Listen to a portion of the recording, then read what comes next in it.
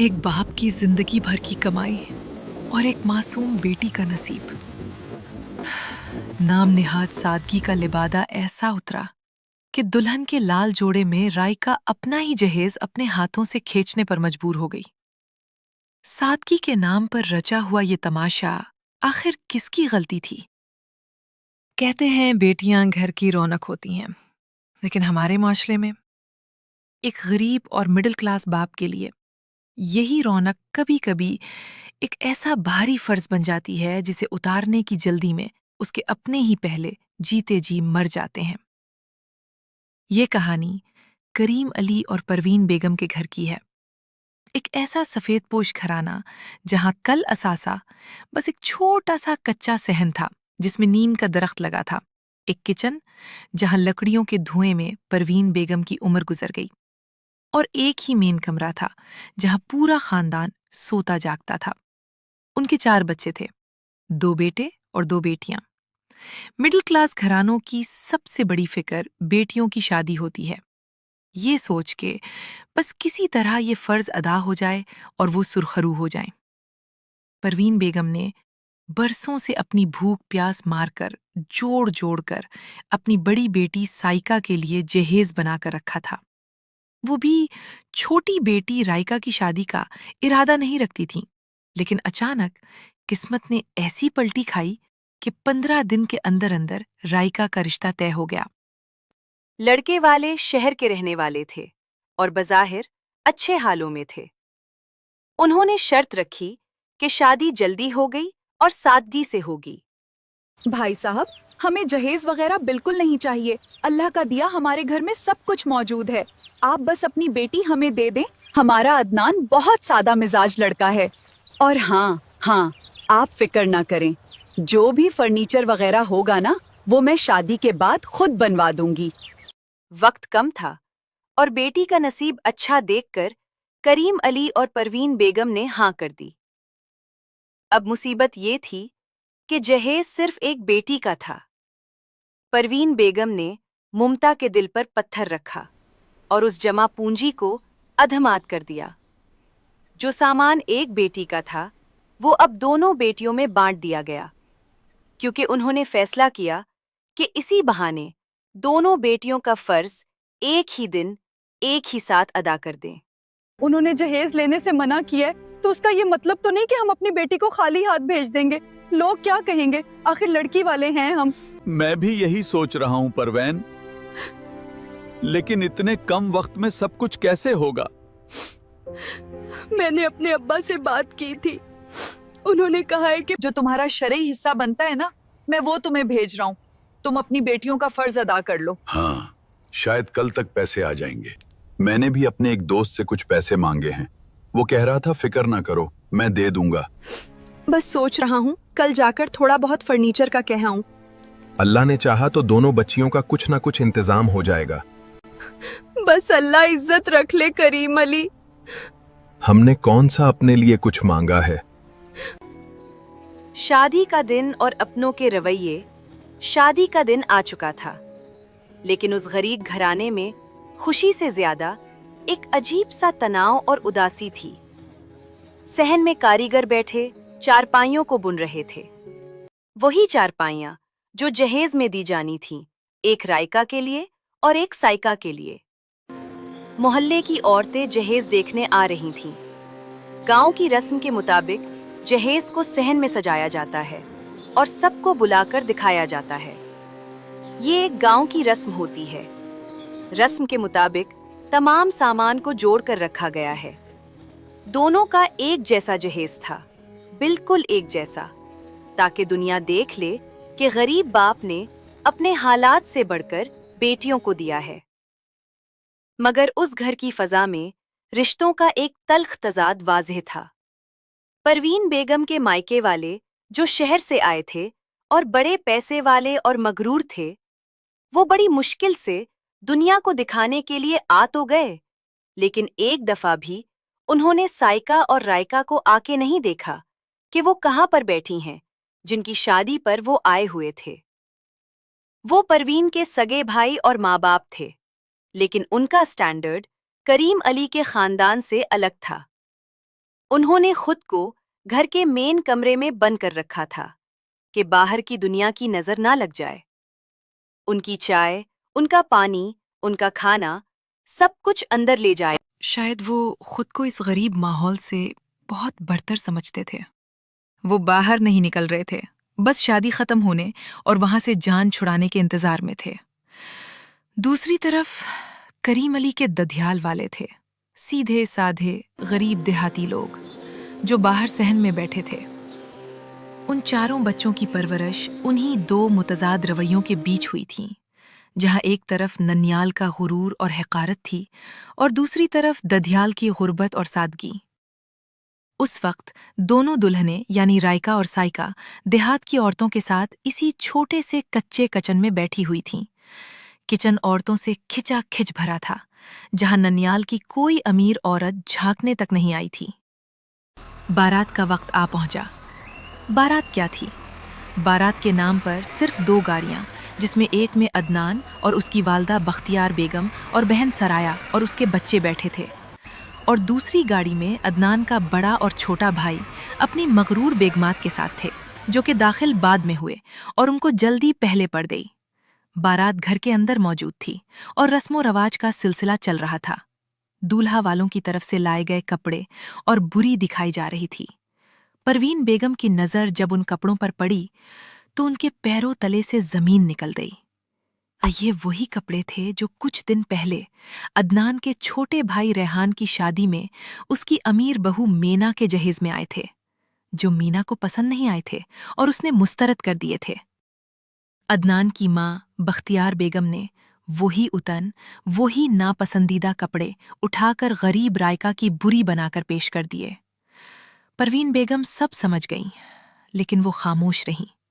بیٹیوں کو جلدی رخصت کرنے کا بوجھ اور غربت کا خوف ان کے آڑے آ گیا۔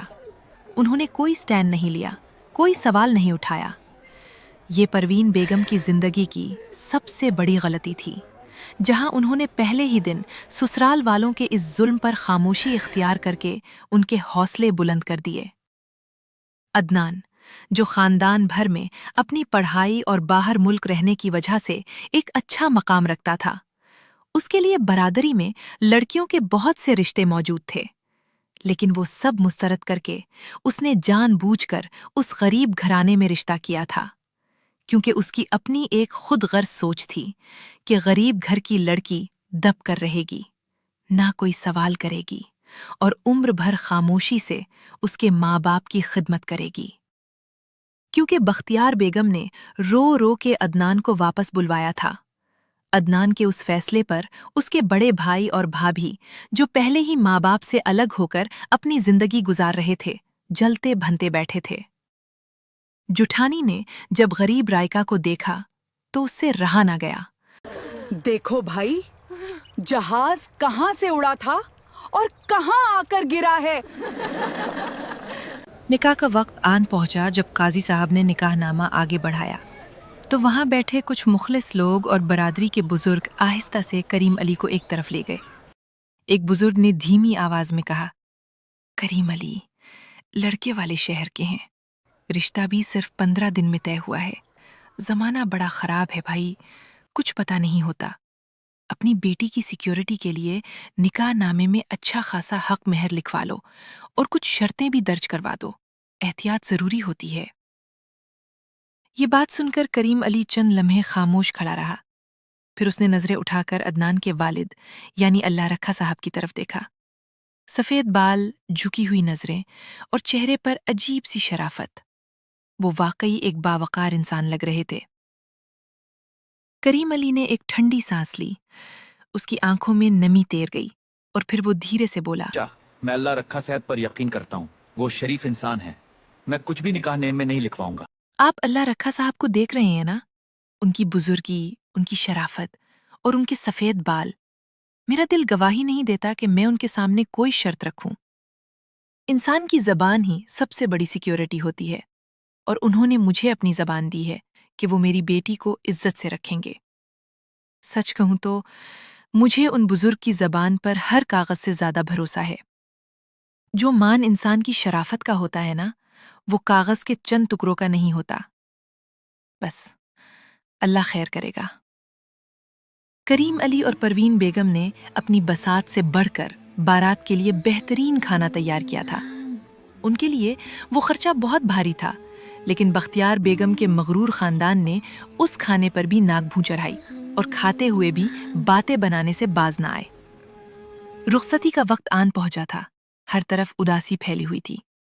رائکا کی آنکھیں مسلسل نم تھیں اور کریم علی بار بار اپنی بیٹی کو دیکھ کر نظریں چھپا لیتا تھا۔ ماں اپنی بیٹی کے سر پر ہاتھ پھیر رہی تھی، جیسے ہر دعا اپنی بیٹی کے دامن میں ڈال دینا چاہتی ہو۔ اسی دوران عدنان کا بڑا بھائی یعنی رائکا کا بڑا دیور اچانک کیمرہ اٹھا کر تصویریں بنانے لگا، لیکن وہ تصویریں خوشی کے لیے نہیں بنا رہا تھا۔ اس کی نظروں میں عجیب سا طنز تھا اور لہجے میں چھپی ہوئی حقارت رائکا کو ذہنی طور پر ٹارچر کرنے لگا۔ وہ جان بوجھ کر اسے کہتا، ادھر سے چل کر آؤ، ذرا ادھر منہ کرو، ایسے پوز بناؤ۔ وہ لڑکی جو پہلے ہی شدید کنفیوژن، خوف اور کشمکش کا شکار تھی، اس تضحیک آمیز رویے سے اندر سے بالکل ٹوٹ گئی۔ اسے سمجھ نہیں آ رہا تھا کہ یہ شادی ہو رہی ہے یا اس کا تماشا بنایا جا رہا ہے۔ رائکا کو رخصت کر کے گاڑی میں بٹھا دیا گیا۔ گاڑی کی اگلی سیٹ پر ڈرائیور کے ساتھ عدنان بیٹھا تھا۔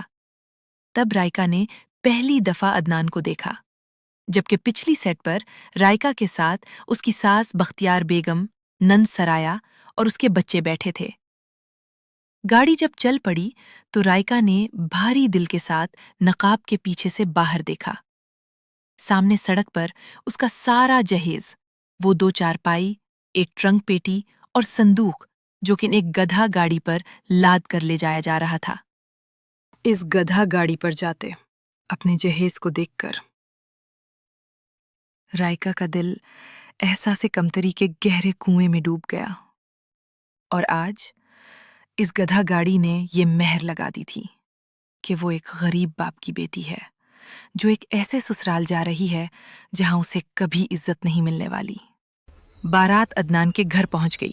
گھر اچھا تھا، پکا گھر تھا جس کے اوپر چوبارہ بھی بنا ہوا تھا، لیکن وہاں نہ تو کوئی استقبال کرنے والا تھا، نہ کوئی باراتی، اور نہ ہی دلہن کے کمرے کی کوئی سیٹنگ کی گئی تھی۔ کچھ ہی دیر میں وہ گدھا گاڑی بھی وہاں پہنچ گئی اور جہیز کا سامان اندر لایا جانے لگا۔ نند سرایا اور 2-3 عورتیں وہ سامان کھول کر کمرے میں رکھنے لگیں۔ یہی وہ لوگ تھے جنہوں نے کہا تھا، ہمیں جہیز نہیں چاہیے، ہم بہت سادے ہیں، ہمیں بس بیٹی دے دیں، ہمارا لڑکا بڑا سادہ ہے۔ لیکن اب ان کی اصل حقیقت سامنے آ رہی تھی۔ وہ جہیز کی ایک ایک چیز اٹھاتے، اس کا نقص نکالتے، اس کا مذاق اڑاتے اور اونچی اونچی ہنستے اور کہتے، یہ کیا ہے؟ رائکا وہیں دلہن بنی بیٹھی تھی اور اس کے سامنے اس کے باپ کی غریبانہ جمع پونجی کا تمسخر اڑایا جا رہا تھا۔ حد تو یہ ہو گئی کہ نند کے چھوٹے بچے بھی بول پڑے، امی، ماموں کی شادی پر کتنا گندا کھانا بنا ہوا تھا، وہ چاول کتنے خراب تھے جو ہم کھا کر آئے ہیں۔ اس سارے تماشے کے دوران عدنان وہاں چپ چاپ کھڑا سب دیکھ رہا تھا، جیسے اس سے کوئی بہت بڑی غلطی ہو گئی ہو، لیکن اس نے اپنی ماں، بہن یا بچوں کو ٹوکا تک نہیں، اور خاموشی سے اٹھا اور اپنی نئی نویلی دلہن کو اس ہجوم میں اکیلا چھوڑ کر باہر اپنے دوستوں کے پاس چلا گیا۔ جہیز کا مذاق اڑا کر دل بھر گیا تو ساس اور نند نے رائکا کے جہیز کی سیٹنگ نیچے کے اچھے کمروں میں کرنے کے بجائے گھر کی چھت پر بنے ایک پرانے اور سالوں سے خالی پڑے کمرے میں کر دی، اور اسے لے جا کر وہاں بٹھا دیا کہ جاؤ، آج سے یہ تمہارا کمرہ ہے۔ چوبارے کی تنہائی اور رائکا کا کرب۔ رائکا اس ویران پرانے کمرے میں اکیلی بیٹھی تھی۔ اس کے آنسو اس کے سرخ جوڑے پر گر رہے تھے۔ یا اللہ، میں کس دنیا میں آ گئی ہوں؟ یہ کیسے لوگ ہیں جو ہنستے ہیں تو زہر اگلتے ہیں، جو دیکھتے ہیں تو حقارت سے دیکھ۔ کیا یہی وہ سادگی تھی جس کا ڈھنڈورا پیٹا گیا تھا؟ میرے ابا نے اپنا سب کچھ لٹا دیا، میری ماں نے اپنے جہیز کے 2 ٹکڑے کر دیے، اور یہاں میرے ابا کی محنت کو گدھا گاڑی پر لا کر اس کا تماشا بنایا جا رہا ہے۔ کوئی تو ہو جو مجھے بتائے کہ میرا قصور کیا ہے۔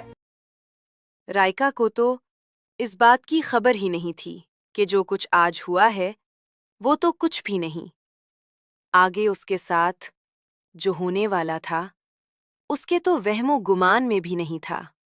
وہ معصوم لڑکی تذلیل کے پہلے ہی جھٹکے سے گونگی ہو چکی تھی۔ آدھی رات گزر چکی تھی، گھڑی کی ٹک ٹک کے ساتھ رائکا کے دل کی دھڑکنیں تیز ہو رہی تھیں۔ کمرے کا دروازہ کھلا اور عدنان اندر داخل ہوا۔ اس کے چہرے پر نہ تو کوئی خوشی تھی نہ کوئی ملال، بس ایک عجیب سی بیزاری تھی۔ وہ نہ رائکا کے پاس آیا نہ اس سے کوئی بات کی، بلکہ سیدھا جا کر بیڈ پر لیٹ گیا۔ کمرے میں ایک سکتہ چھا گیا۔ رائکا بیڈ کے ایک کونے پر سہم کر بیٹھی تھی۔ تبھی عدنان کی سرد اور خشک آواز گونجی، وہاں اٹھو۔ الماری کا دراز کھولو، اس میں ایک انگوٹھی پڑی ہوگی، اسے اٹھاؤ۔ اب اسے خود ہی پہن لو۔ یہ الفاظ نہیں تھے، یہ برف کے گولے تھے جو رائکا کے دل پر گرے۔ شادی کی پہلی رات، جہاں ایک لڑکی اپنے شوہر سے محبت اور مان کے 2 بول چاہتی ہے، وہاں اسے یہ سرد رویہ ملا۔ عدنان کا رویہ ایسا تھا جیسے کسی نے اس کے گلے میں زبردستی یہ شادی مڑ دی ہو، جیسے وہ اس غریب لڑکی کو اپنے سامنے دیکھنا ہی نہ چاہتا ہو۔ وہ پہلے ہی دن اپنے فیصلے پر اس طرح پوچھتا رہا تھا جیسے وقت کو پیچھے لوٹانا چاہتا ہو کہ کاش وہ یہ شادی نہ کرتا۔ عدنان کی یہ حالت دیکھ کر رائکا کا دل بالکل ہی ٹوٹ گیا۔ اس نے سوچا، سسرال والے تو جیسے ہیں سو ہیں، لیکن یہ شخص جس کے سہارے میں یہاں آئی ہوں، یہ بھی اب ایسا کرنے لگ گیا۔ اب میرا کیا ہوگا؟ دوستو، یہ کہانی یہیں ختم نہیں ہوتی، یہ تو صرف شروعات ہے۔ رائکا کی زندگی کا یہ سفر آگے چل کر کون سا نیا موڑ لے گا، یہ ہم آپ کو اگلی قسط میں بتائیں گے۔ لیکن یہاں ٹھہر کر سوچنے کی بات یہ ہے کہ اس ساری صورتحال میں اصل قصور کس کا ہے؟ کیا قصور بختیار بیگم کا ہے، جس نے سادگی کا لبادہ اوڑھ کر ایک غریب لڑکی کی زندگی اور اس کے باپ کی غیرت کا مذاق اڑایا اور اپنی دوسری بہو کے اترنے کپڑے بری میں دے دیے؟ کیا قصور عدنان کا ہے، جس نے اپنی خود غرضی کے لیے ایک معصوم لڑکی کو چنا اور اب پہلے ہی دن پچھتاوے کی آگ میں جل کر اس کا دل توڑ رہا ہے؟ یا پھر سب سے بڑی غلطی رائکا کی ماں پروین بیگم کی تھی، جنہوں نے پہلے ہی دن مسترد شدہ کپڑے دیکھ کر بھی خاموشی اختیار کر لی اور بیٹیوں کو رخصت کرنے کی جلدی میں کوئی سٹینڈ نہیں لیا؟ اگر وہ پہلے دن بول پڑتی تو کیا آج رائکا اس چوبارے میں اکیلی نہ رو رہی ہوتی؟ کریم علی نے اللہ رکھا صاحب کی زبان، ان کی شرافت اور سفید بالوں پر بھروسہ کر لیا تھا۔ وہ یہی سمجھا کہ ایک بزرگ انسان کبھی اس کی بیٹی کے ساتھ غلط نہیں ہونے دے گا۔ لیکن ناظرین، آپ کیا سمجھتے ہیں؟ کیا کریم علی کا اس طرح آنکھیں بند کر کے صرف انسان کی باتوں پر یقین کرنا درست تھا؟ کیا واقعی آج کے دور میں صرف شرافت اور زبان پر بھروسہ کر لینا چاہیے، یا پھر بیٹی کی حفاظت کے لیے احتیاط بھی ضروری ہے؟ آپ کی اس بارے میں کیا رائے ہے؟ اس کہانی میں آپ کو کس کی غلطی سب سے بڑی لگتی ہے؟ ہمیں کمنٹ سیکشن میں ضرور بتائیں، کیونکہ آپ کے کمنٹس ہی اس کہانی کا اگلا رخ طے کریں گے۔